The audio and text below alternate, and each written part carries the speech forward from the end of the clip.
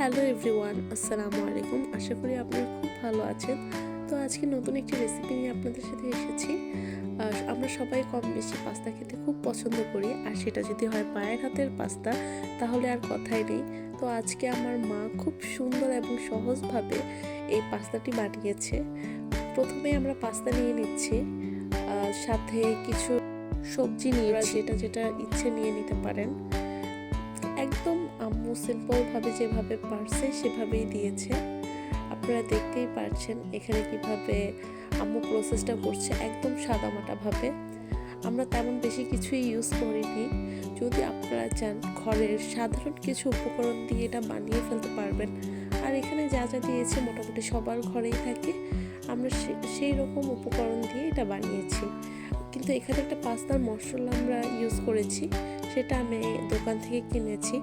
এই মশলাটা দিলে পাস্তাটা খুবই মজা হয় খেতে এবং স্বাদটাও দ্বিগুণ বেড়ে যায়। আপনারা চাইলে এটা ইউজ করতে পারেন, আর না চাইলে আপনাদের মন মতো যে কোনো মশলা আপনারা ইউজ করতে পারেন। আর হ্যাঁ, আমার মা চুলার মধ্যে খুব মজা করে এই পাস্তাটা রান্না করেছে, খুব সহজ এবং সাধারণভাবে যেভাবে রান্না করা হয় আর কি। আপনারা চাইলে ট্রাই করতে পারেন।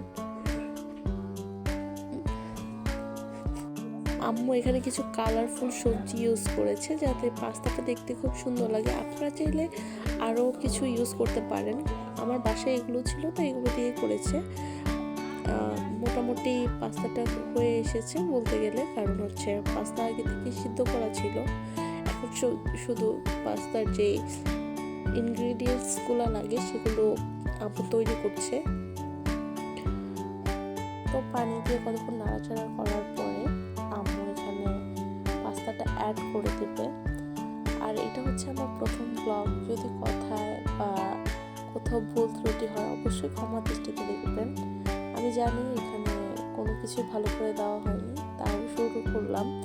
যদি আপনাদের এই ভিডিওটা ভালো লাগে তাহলে বেশি করে লাইক, শেয়ার এবং সাবস্ক্রাইব করতে ভুলবেন না।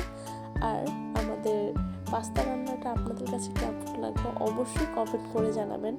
যদি এইরকম ভিডিও আরও দেখতে চান তাহলে সেটাও জানাবেন। আমি পরের বার থেকে ট্রাই করব যেন খুব ভালো হয় এবং ভালো করে সুন্দর করে আপনার সামনে আবার নতুন একটি ভিডিও আনতে পারি। তো আজকে এই পর্যন্তই। ভালো থাকবেন, সুস্থ থাকবেন। সবাইকে আসসালামু আলাইকুম। সবাইকে ভালো থাকবেন। তো আজকের মতো এখানেই শেষ করছি। পরবর্তীতে খুব তাড়াতাড়ি একটি নতুন ব্লগ নিয়ে আপনাদের সাথে হাজির হব ইনশাআল্লাহ।